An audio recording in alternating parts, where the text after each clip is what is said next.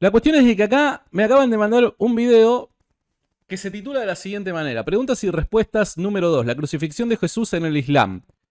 Shehi Komi. Algo así dice, ¿no? ¿no? No sé si lo pronuncié bien. Bueno, acá tenemos un musulmán que tengo que ser honesto. Esto no es crítica al Islam ni nada por el estilo. No lo malinterpreten, ¿no?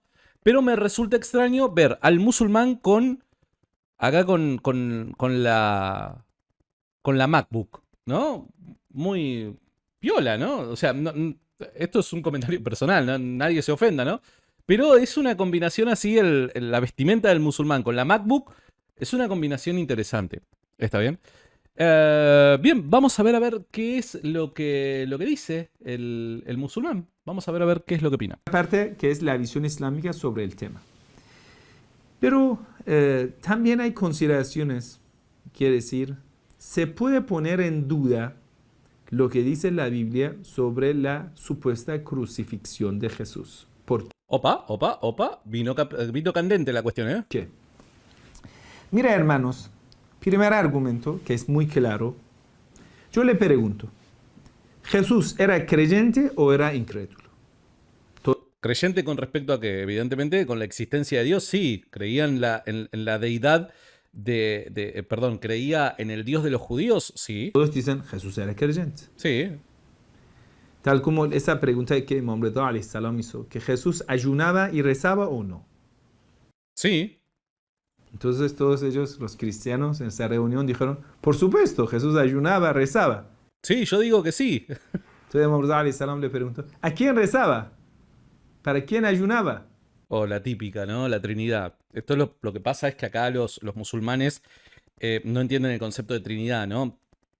Entonces van a venir con la típica, ¿no? Que se oraba a sí mismo, rezaba hacia sí mismo.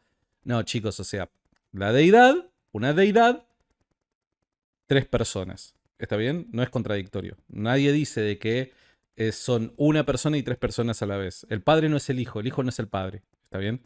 Entonces, nada, esto ya lo hemos hablado varias veces. Él era un siervo de Dios. Entonces ayunaba para Dios, rezaba hacia Dios. Entonces era un creyente. Sí. Mira, un creyente cuando recibe las peores aflicciones, que es una prueba de la fe, en estos momentos va a mostrar su fe. Quiere decir, cuando las situaciones van a ser más graves, el creyente mostrará más fidelidad, más fuerza, más resistencia, porque es creyente.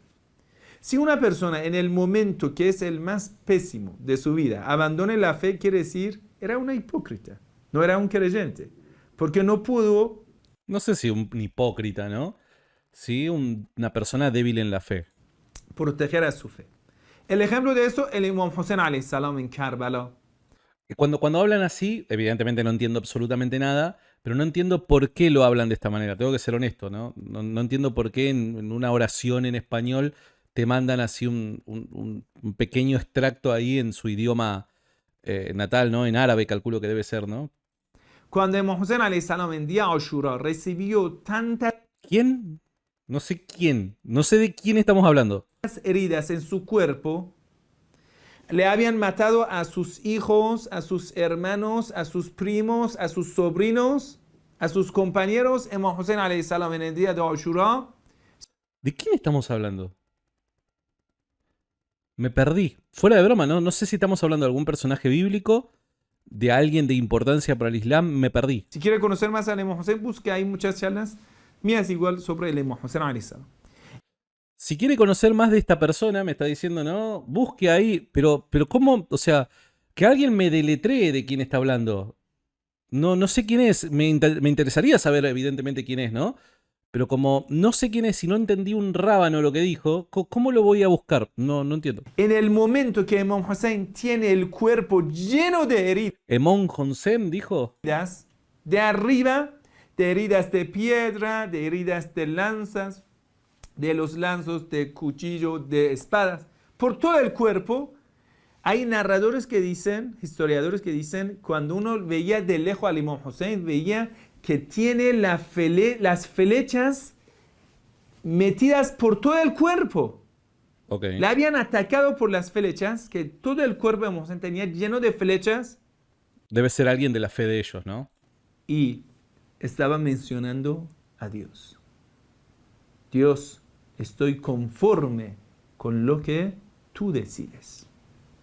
Eso es el carácter del creyente. Un buen siervo de Dios es el ejemplo del creyente, es el Imam Hussein alayhi salam. Muy parecido al relato de Esteban, ¿no? O sea, Esteban, Hechos capítulo 7, si no me equivoco, ¿no? Cuando lo están apedreando a Esteban, ¿no? Dice, no le tengas en cuenta este pecado, Señor, ¿no? Parecido al relato, no sé si es histórico y demás esto que está describiendo, ¿no? Pero es parecido al relato, así que también nosotros tenemos en el cristianismo, tenemos montones de testimonios así, para hacer pilas, montañas. Muy bien, eso lo tenemos en la historia del Islam. Muchos creyentes que siguieron el camino del Imam Hussein alayhi salam, hasta el último momento de la vida recordaban a Dios aunque tenían el cuerpo lleno de heridas. Ahora yo quiero hacerte una pregunta.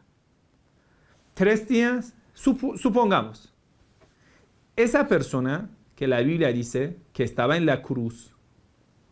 Esa persona que la Biblia dice que estaba en la cruz, ¿qué quieres decir con eso? 3 días sufriendo en la cruz, empieza a blasfemar, diciendo que Dios le ha abandonado. 3 días estando en la cruz, dijo. Pará, porque si me llega a decir 3 días estando en la cruz, evidentemente acá se detiene el debate, ¿no? Porque el muchacho, o sea, está criticando algo que nunca lo ha leído, ¿no? A ver. Empieza a blasfemar. Va en la cruz. Pará. Esa persona que la Biblia dice que estaba en la cruz, 3 días sufriendo en la cruz. 3 días sufriendo en la cruz. ¿De quién estamos hablando? ¿Quién estuvo 3 días sufriendo en la cruz? Porque si me vas a hacer una crítica histórica referente a Jesús y me vas a decir de que Jesús estuvo 3 días en la cruz, ya arrancamos para el horno, o sea. Empieza a blasfemar. A ver. Diciendo que Dios le ha abandonado. Reprochando a Dios. Mira la palabra. En la Biblia, en Mateo, capítulo 27, versículo. Qué bueno que cuando cita al Nuevo Testamento este musulmán dice mira la palabra, ¿no? Qué bueno eso. Qué bueno que diga que el Nuevo Testamento es la palabra de Dios. Eso está bueno. Versículo 47 dice, Eloi, Eloi, lama sabactani. Es el grito desgarrador de Jesús crucificado, el cual nunca ha dejado de impactarnos muy en lo hondo de nuestro corazón. Es un texto cristiano. En el Evangelio esta expresión aparece en arameo y su traducción al español será Dios mío, ¿por qué me has abandonado? Si Dios está por todo lado, Dios nunca puede abandonar a una persona. Quiere decir, es shirk. Quiere decir que no creo en Dios. No, Dios... para. ¿Qué tiene que ver el atributo de la omnipresencia de Dios con el abandono de Dios a una persona? ¿Qué tiene que ver una cosa con la otra? No entendí esa relación. Si Dios está en todos lados, ¿cómo? No entiendo esa relación. ¿Qué tiene que ver el atributo de la omnipresencia de Dios, que Dios se encuentre plenamente consciente de cada detalle y verdad en cada rincón del universo, con el abandono? No entendí esa relación. Esa crítica me la perdí. No tiene límites. Está presente por todo lado. Es todopoderoso. Es sabio. Nunca nos abandona. Si estoy pasando por una situación difícil, es una prueba de Dios. A ver, ¿hasta qué punto soy creyente? Si esa persona que estaba en la cruz. Ok, ¿quién es esa persona que estaba en la cruz? Porque guarda, ¿no? Hay algunas hipótesis medias raras de los musulmanes que dicen de que Jesús básicamente, no fue crucificado, sino que Dios engaña a quienes deseaban crucificar a Jesús y terminan crucificando a otra persona. El que estaba en la cruz no era Jesús, sino que era otra persona. Uno que andaba por ahí, vaya a saber quién era. Algunos hasta proponen a Judas. ¿Está bien? Entonces, ¿qué querés decir con esa persona que estaba en la cruz que no era Jesús? Guarda porque eso es históricamente indefendible. Solo 3 días sufriendo hambre y sed, dice, Dios me ha abandonado. Otra vez 3 días. O sea, ¿qué Biblia leyó este hombre? Este hombre está haciendo una crítica al Nuevo Testamento que Repito, gracias por llamarlo palabra de Dios. No sé si muchos musulmanes estarán de acuerdo con que el Nuevo Testamento es la palabra de Dios, ¿no? Pero más allá de eso, ¿qué Biblia leyó este hombre 3 días estando en la cruz? Yo que sepa, o sea, Jesús estuvo un par de horas clavados en la cruz nada más, ¿no? No sé, vaya a saber qué versión tiene. Que si ya no cree más en Dios. Dios el misericordioso, Dios el compasivo, Dios generoso, le ha abandonado. ¿Cómo puede ser? Dios no. Bueno, ¿cómo puede ser? Esto, o sea, tiene una explicación teológica, ¿no? O sea, si Cristo en la cruz estaba cargando los pecados del mundo y Dios es santo, Dios se aparta de Jesucristo, ¿no? Esto solamente se puede entender si nos fijamos en la referencia del Antiguo Testamento en donde en Yom Kippur, ¿no? En el Día del Perdón, el sumo sacerdote ponía su mano sobre un carnerito, creo que era, ¿no? El animal. Perdón si me equivoco del animal. Creo que era un tipo de carnerito, ponía sus manos sobre él y declaraba todos los pecados del pueblo. ¿Eso qué quería decir? Que los pecados del pueblo eran trasladados del pueblo hacia ese carnerito, ¿no? Entonces esto es una referencia teológica a un tipo de ritual hebreo del antiguo pacto en donde se hallaba el cumplimiento pleno en la persona de Cristo. Por eso es que Dios parece apartarse de Jesucristo en ese instante, ¿no?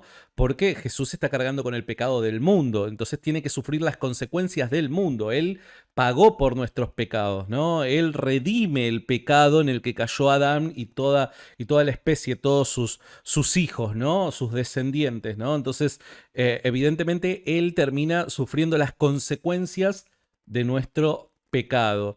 Y la muerte, en términos bíblicos, recuerden, la muerte es la separación de Dios con el hombre. La muerte es la separación de Dios con el hombre, en términos naturales y en términos espirituales. Por eso es que Jesús hace esa declaración. Evidentemente esto es una cuestión teológica. No podemos históricamente demostrar que esto ocurrió porque no tenemos forma de visualizar las verdades abstractas propias de la teología, ¿no? Pero teológicamente el cristianismo ha sostenido esto y me parece que es coherente con no solamente la predicación de Cristo, no solamente con la predicación de la iglesia primitiva, sino también con lo que se enseñaba en el antiguo pacto. ¿Está bien? Ahora, espero que sea honesto este hombre y reproduzca las palabras finales de Jesús, porque esas no son las palabras finales de Jesús, ¿eh? Las palabras finales de Jesús es: Padre, encomiendo a ti mi espíritu. Guarda, porque eso es una declaración de fe. Nunca nos va a abandonar. Cuando pasamos situaciones difíciles es una prueba de nuestra fe. Esta persona le faltaba la fe. Esta persona que estaba en la cruz, tal como la tradición islámica lo dice. Dice Dios. No sé hasta qué punto le faltaba la fe porque previo a su arresto Jesús dice: no se haga mi voluntad sino la tuya, ¿no? Y Jesús dice: bueno, si yo quisiera, clamaría y vendrían 12 legiones de ángeles a defenderme. Básicamente Jesús se ofrece, ¿no? Ofrece su vida, Él presenta su vida, sabiendo de que era la voluntad de Dios. Esto no parece ser una acción, una actitud, ¿no? De una persona que no tenga fe, en absoluto, sino todo lo contrario. Por otro lado, vuelvo a recordar, o sea, las palabras finales de Jesús: Padre, a ti encomiendo mi espíritu, son declaraciones propias de persona de fe. Entonces, no sé, no me parece honesto cuando agarras un texto, un verso aislado, sin la historia completa, y tratás de sacar tus conclusiones, ¿no? Esto es un tipo de exégesis bastante deshonesta. Dios a través de un milagro, eso es lo que hemos leído en la tradición islámica. Dice, Judá, el traidor, Judá Iscariote, el traidor, Dios le puso a semejar en la cara de Jesús. Yo sabía. ¿Vieron que yo lo advertí? Soy el profeta de Twitch, papi. O sea, tengo que ser honesto, muy bien no conozco cómo son las sectas musulmanas y demás. Los grupos, cuando hablo de sectas me refiero a grupos. No sé muy bien cómo son, ¿no? No todos sostienen esto, pero sí hay quienes sostienen esto, ¿no? De que Judas fue reemplazado, Jesús, perdón, fue reemplazado por Judas. Y quien es crucificado es Judas. Primero, si yo no me equivoco, esto es una hipótesis que se encuentra en un documento escrito. Si yo no me equivoco, puede ser que me equivoque y pido disculpas, estoy en una reacción, evidentemente no tengo datos al alcance de mi mano, pero lo podría hacer. Si yo no me equivoco, esta es una hipótesis que se fundamenta en un documento del siglo VI, siglo VII, si no es que no es más tardío.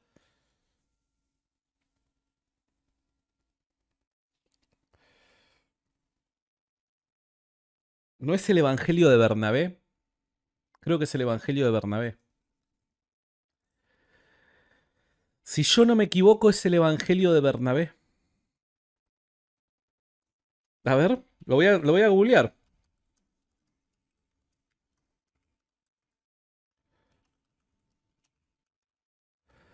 O el Evangelio... No.